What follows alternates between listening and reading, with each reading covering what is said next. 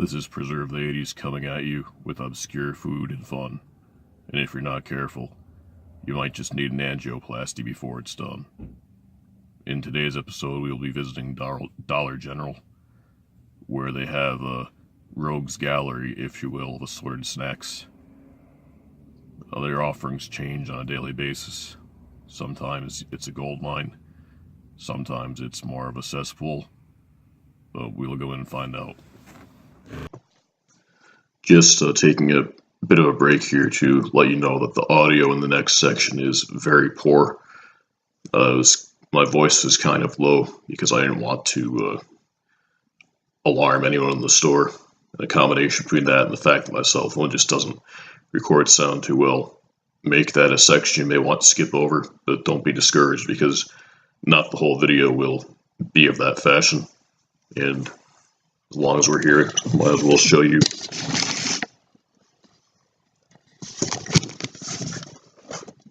Well, we just left the room, but my cat Ripley was indulging in a catnip session. He was supposed to clean the kitchen, but then he got high. So here we are in the store. We'll see what type of foods we can find here. This is the kind of place where you can be a lone shopper talking to yourself and nobody's really going to care, so might as well take advantage of that. Alright, so here we have some Clover Valley toaster pastries. I guess I will go with, I suppose fudge. See what else we can find. Chicken flavored snack crackers.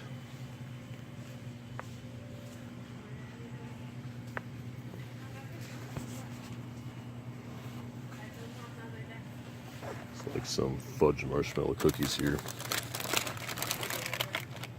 Suspect these may be a member of the Malamar family.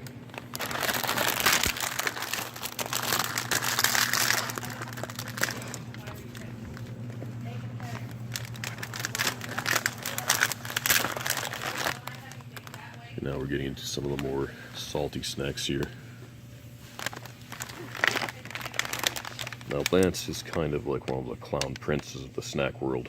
You never know quite what they're going to come out with. We got these banana ones right here. Some vanilla cookies, so give them a try. Let's see.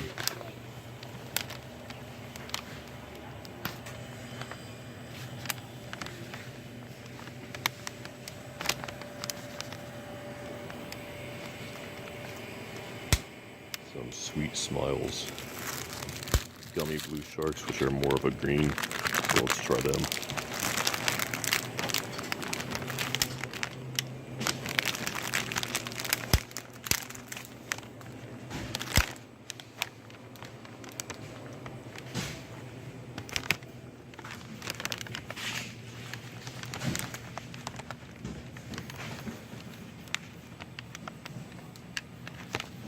Chester's fries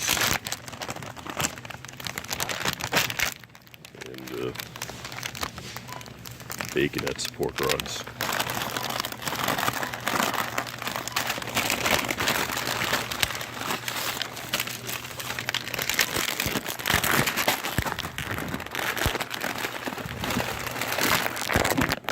Clearly my cup runneth over.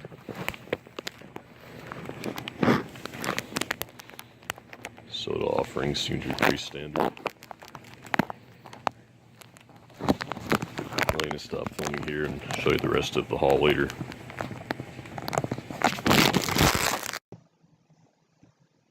Well, now we've returned from Dollar General. Some of the snacks that are here now were not shown in the earlier video at the store. When I was getting closer to the front, there were more workers there, and I figured it was best to not upset the apple cart. I'm not very talented in most ways, but one thing that I can do better than anyone else is pull off the look that straddles the borderline of a guy who just stopped caring and a mentally ill vagrant. So, in case I thought I was the latter, I figured it was best to quit while I was ahead. So there are some snacks that you will now see that weren't shown in the store. We have these fudge marshmallow cookies, which I believe were displayed. As were the baconette sport rinds, Chester's fries, the blue gummy sharks, which are actually green, bottle of Diet Dr. Pepper, not too exciting, the Vano Lunch cookies, the Clover Valley fudge toaster pastries. We'll toast them up in just a moment. A pecan log candy bar, a Zero bar, Jack Link's beef stick, and it looks like they're trying to tap into the Slim Jim market here. Let's see if that was a place they belonged or not. Only time will tell. Also, I have these Andy Caps hot fries because I want to compare them to the Chester fries. They appear to be basically the same thing. And a 6-serving pack of Tang, which I believe cost me $1.50. But be it a single serving or a lifetime supply, all Tang comes at a price. So I'm going to just run these over to the toaster. Be able to report on them in a moment.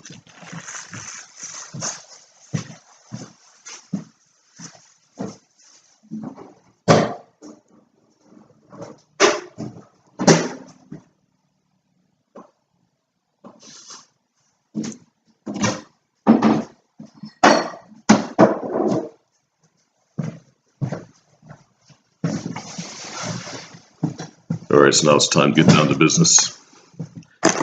We'll start out with this Jack Link's beef stick. Many years ago, there was a Getty convenience store where I used to buy imitation Slim Jims, which went by the name of Skinny Joe. They're pretty good, but then a bunch of people got shot and they closed the convenience store down.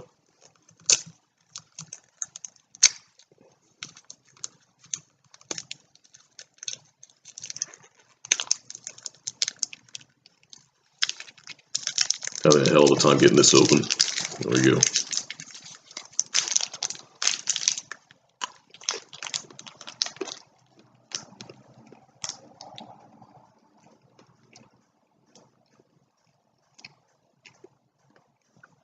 Passable, but not great. It's like a summer sausage, more or less, is what the flavor reminds me of. You know, don't try to dance with Slim Jims if that's not your area. Just know who you are. Guess we'll try out these color challenged gummy sharks next.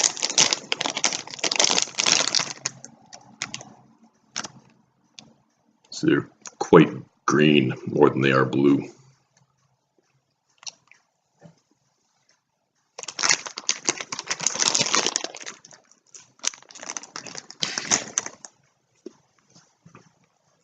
Well, they taste like any other gummy shark I've ever had, so I guess looks are only skin deep. Now it's time to flip the script a little. Drop that hero and get yourself a zero, because these are quality candy bars. But if you're having a hero sandwich, don't drop that, because that would be a tragedy.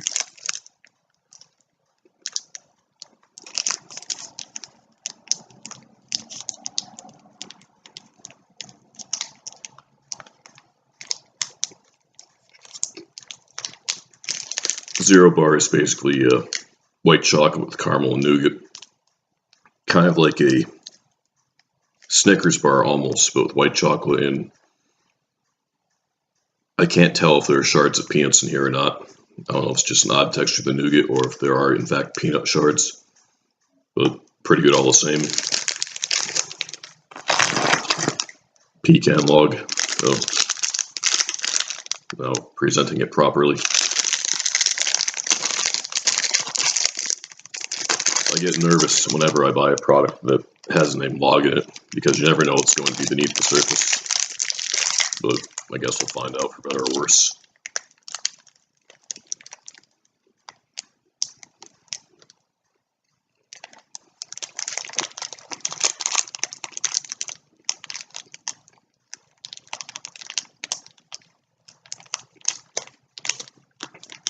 It has a vanilla cream center, fairly similar to what you'd find in a cowtail, if you are familiar with those particular treats.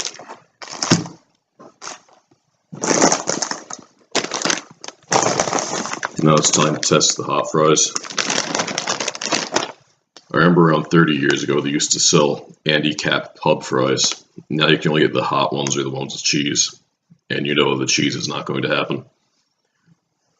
I didn't know he was a comic strip character who was I guess, meant to make domestic violence a bit of a more lighthearted thing. I thought he was a detective because of the cap that he wore. But now I know he's just a guy who likes to get drunk and fight with his wife.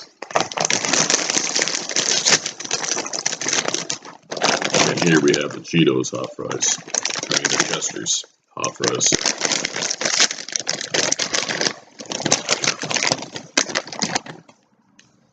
Chester's are a bit more red in color. Length and thickness are almost the same. I'm guessing these will probably be hotter, but let's see.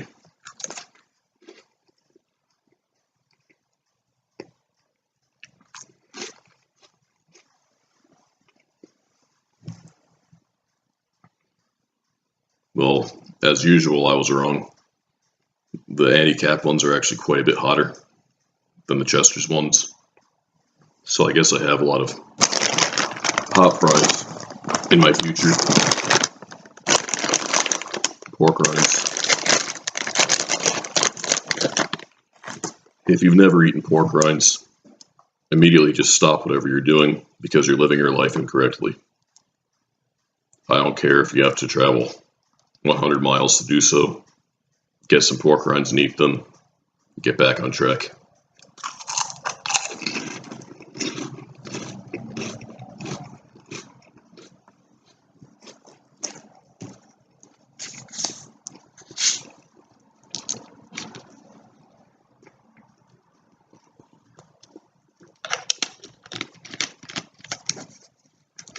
Toaster pastries are just about done, so I'll go and fetch those now while I am gone.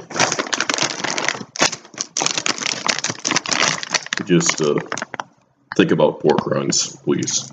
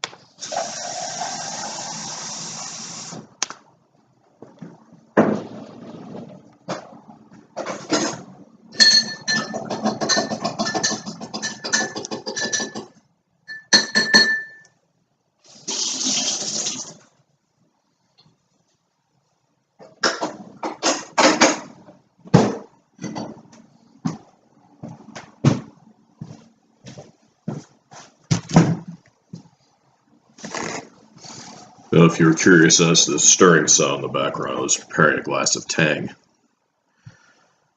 Literally burnt the toast on this one, so wait for this fudge Clover Valley toaster pastry to cool down a bit before we eat it. And we'll skip ahead to the Vanna lunch.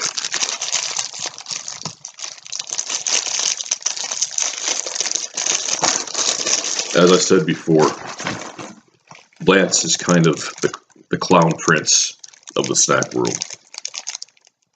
They have some very unexpected flavors and equally strange names. I don't know why they call their cookies Vano Lunch. I mean, the Van is obviously vanilla, but usually you don't eat cookies for lunch, but if you do, more power to you. Look at that beautiful Lance logo.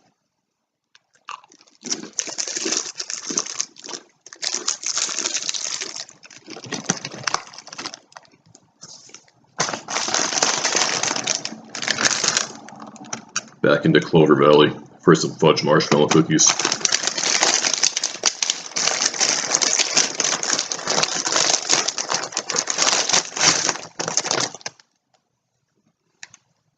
These aren't complete knockoffs of Malamars. Malamars don't have this little ring in the center.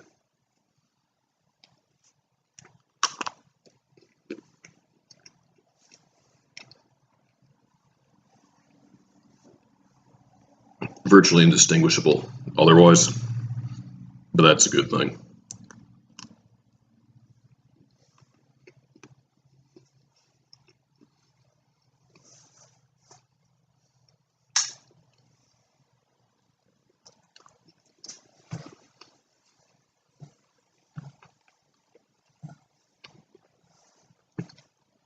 The little tang.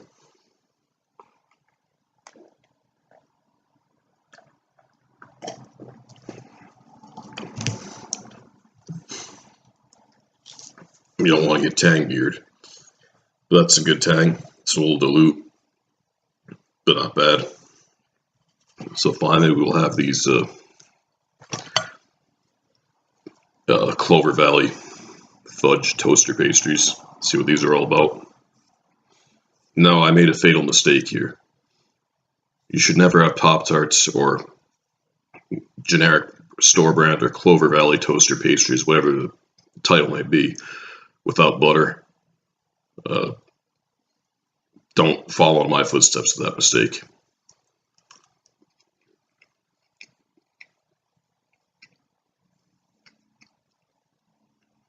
A little burned, otherwise not bad.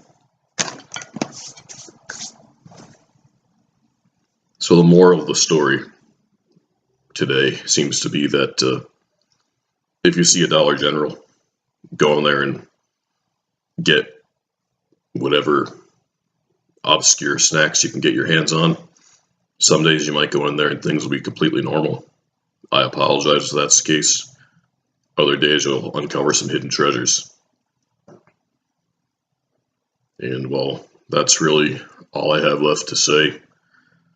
I wish you a satisfyingly fattening 2019.